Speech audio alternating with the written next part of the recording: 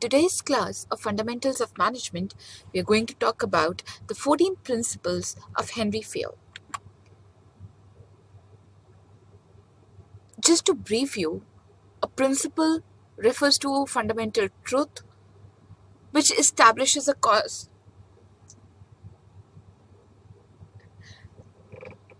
Just to introduce you with what are principles, let me tell you that principles refer to fundamental truth which have a cause and effect relationship between two or more variables under a given situation or a circumstance. They serve as a guide to thought and guide our actions. And these principles are derived on the basis of certain observation, analysis, and by conducting experimental studies. Moving on with who was Henry Fayol, what was his background, let me tell you that Henry Fayol was born in Let me tell you that Henry Fayol was born in 1841 in France. He got formal education in engineering and joined as a junior executive in French mining company in 19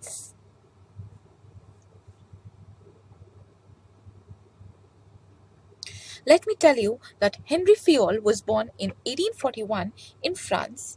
He got a formal education in engineering and joined as a junior executive in French mining company in 1860 and rose to the position of chief executive in 1888. His experience contributed a lot to his thoughts on management. He felt that there would be a single administrative science whose principles are universally acceptable and are universal are universally accepted and applicable irrespective of the type of organization and situation. Because of his emphasis on universal management principle, he is known as universalist. Henry Fayol is remembered as the father of administrative management or management process school because of the following reason. Number one, he had a clear distinctive Number one, he made a clear distinction between the technical and the managerial functions of industrial organization. Secondly, he considered management as a process comprising of 5 elements of function, namely planning, organizing, commanding, coordinating, and controlling. And lastly, he laid down the 14 principles of management which serve as guidelines for the professional managers. Moving ahead, let's discuss the 14 principles of management given by Henry Fayol. Fayol suggested 14 principles which he found it most frequently to apply in his work. He, however, recognized that there was no limit to the number of principles of management, and the principles laid down by himself were very flexible and capable of adaptation to every need. So let's discuss all these principles one by one. The 14 principles are division of work, authority, discipline, unity of command, unity of direction, order, scalar chain, centralization, remuneration, interest, equity, stability, initiative, and aspiratic crops. So let's discuss the first principle in detail, that is division of labor. Division of labor refers to division of work among various individuals in the organization to bring about specialization in their activities. Moreover, Fayol observed that specialization belongs to natural order. It tends to increase efficiency. It also helps to avoid waste of time and effort caused by changes from one work to another. But when carried too far, it leads to loss of skills and craftsmanship of the employees and makes the job monotonous and less interesting. Since division of work makes the job less satisfying, management practice of today gives serious thought to the possibility of job enlargement as a tool of job satisfaction. Moving to the next principle, that is authority and responsibility. Here, authority denotes The right. Here, authority denotes the right or the power to give orders to the subordinates. Responsibility means the duty which the subordinate is expected to perform by the virtue of his position in the organization. Responsibility must be expressed either in forms of functions or in terms of objectives.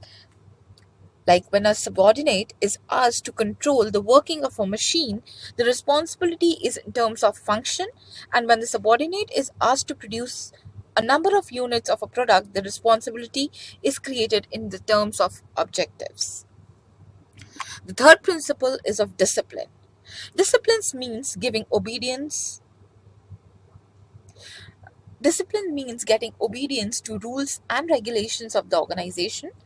According to Fayol, discipline is obedience, application, energy, and outward marks of respect. Discipline is necessary for the smooth running of the organization. Maintenance of discipline in the organization depends upon quality of leadership, clear and fair agreements, and a judicious application of rules. According to Fayol, discipline must and according to Fayol, these disciplines can be best maintained by having good superior at all having good superiors at all levels of management, entering into agreements either with individual employees or with the unions, as the case may be,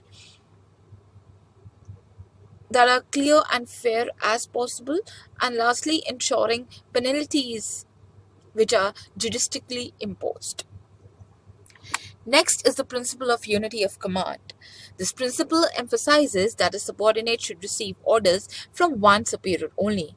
If he receives orders from more than one superior, he will not be able to carry out the orders in an appropriate manner.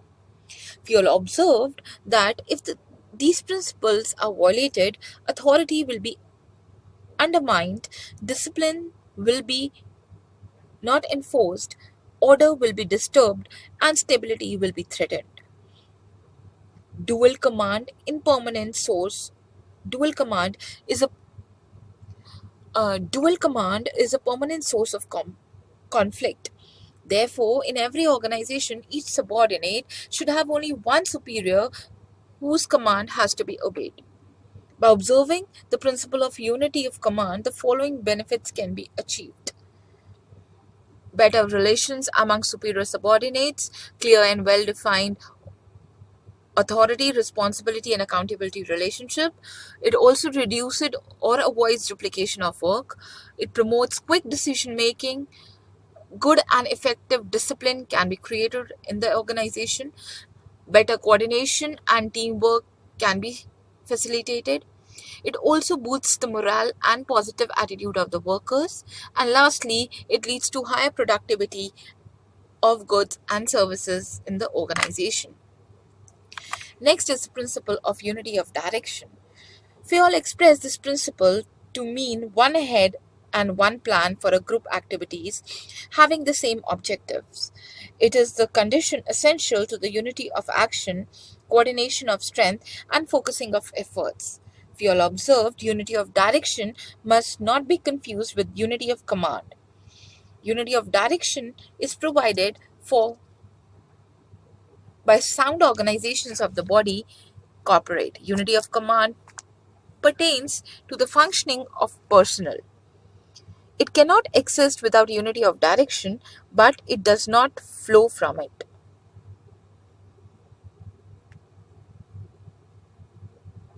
The principle of unity of direction is useful for designing and functioning of organization structure. It may be like creating departments, sub-departments, and so on. Thus, the stale activities having common objectives should be constituted in one group, having one plan, and be the responsibility of one manager. This will help in realizing the objectives under the overall control and supervision of one head. This principle is not followed. If this principle is not followed, there will be unnecessary duplication of efforts, and that will create inefficiency in operations of the organization. Moving ahead, But the sixth principle that Fayol gave was subordination of individual interest to the general interest. The business enterprise is superior to individuals. The interest of the organization must prevail upon the personal interest of individuals. This principle calls for reconciliation of objectives of individuals with those of the organization. And when the individual and organizational interest conflict, the latter must prevail. For the achievement of organizational objectives, both the employees and the management should subordinate their interest to the general interest of the concern. The seventh principle of Fayol is remuneration of personnel. The employees must be remunerated fully for their services rendered to the organization.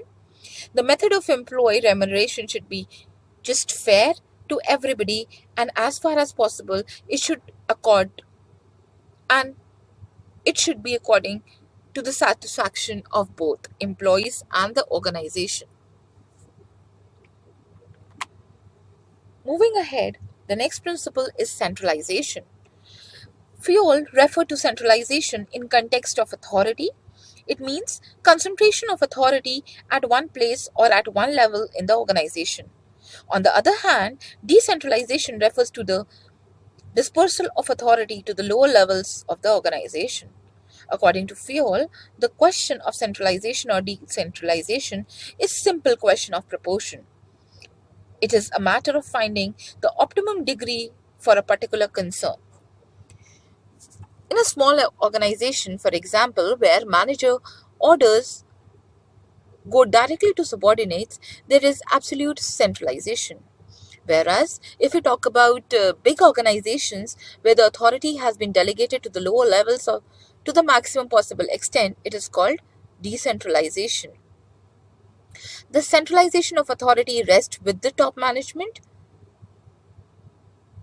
and it's always present to a greater or a lesser extent in every organization. Next principle is of scalar chain. Scalar chain is the chain of superiors ranging from the ultimate authority of lowest level in the organization. The line of authority is the route followed by every link in the chain by all communication which starts from or go to the ultimate authority. Fayol felt that the departure from the chain is necessary to have fast and effective communication. Communication should not circulate, should be communication should be short circulated as far as possible. The principle of scalar chain recognizes the necessity of formal authority in the organization, which has various advantages, like there will be unity of command in the organization and there will be no confusion of dual order. Secondly, delegation of authority, which is essential to organizing, is facilitated. Thirdly, the scalar chain establishes the channels through which communication will pass. But if we look at this principle, there are two disadvantages also to the scalar chain. First, communication takes too much as the order comes from top level to the bottom level in the chain. Secondly, there is a possibility of distortion of messages at every superior from the top to the bottom may add something or delete something from the actual message. Therefore, the scalar chain should be therefore the scalar chain should not be rigid. There should be provision for short circulating the chain so as to allow quick communication and swift action, which Fayol stated as gangplank in the organization.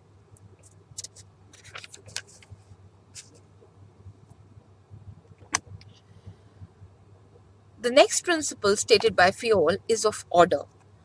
There must be a place for everything and everything in its place. This is what he meant by the principle of order. He dealt with order in material things and also social order. In order to achieve order for material things, there must be place specified for specific thing, and everything must be in its specific place. For social order to prevail in the organization, there must be an appointed place for every employee, and every employee must be in his or her appointed place. There will be perfect social order in the organization if there is right person in the right place. Moving ahead with the principle of equity, which refers to fair judgment in dealing with human resources. Personnels must be treated with kindness and equity if, if devotion and loyalty are expected of them. Equity does not exclude forcefulness or sternness. The equity does not exclude forcefulness. The superiors in the organization should be experienced and good natured so as to deal with subordinates in a proper manner at different circumstances. The next principle is of stability of tenure of personnels. This principle calls for the lowest possible turnover of personnel for the well-being of the organization. Moreover, the employee should be Moreover, the employee should not be rotated at different jobs very frequently because considerable time is required to learn each job. According to Fayol, time is required for employees to get used to new work and succeed in doing it well, always assuming that he possesses the requisite abilities. If, when the subordinate has got used to it, or before that he is removed, he will not have time to render worthwhile services to the organization. The second last principle, which is stated by Fayol, is of initiative. Uh, Fayol wanted that subordinates should be given an opportunity to take some initiative in thinking out and executing the plans. Employees get satisfaction when they are allowed to take initiatives. Thus, initiative on their part can be a great resource of organizational strength. And the last principle of esprit de corps, which also means union is strength, literally means the phrase that spirit of loyalty and devotion which unites the members of the group. It also means the regard for the honor of the group to which one belongs. This principle calls for harmonious human relations in the organization so that employees are loyal to the organization. Harmony among organizational personnels is a source of strength. Unity among them can be accomplished by proper communication. Verbal contacts with the personnel should be encouraged as far as possible. Thus, Fayol warned against two enemies of this principle, which is divide and rule policy, and secondly, abuse of written communication. It will be dangerous for the firm to divide its workers. They should rather be welded in a cohesive and highly interacting work groups. Written communication, wherever necessary, should always be supplemented by oral communication because face to face contacts tend to promote speed, clarity, and harmony. So, this was all about the 14 principles of Fayol.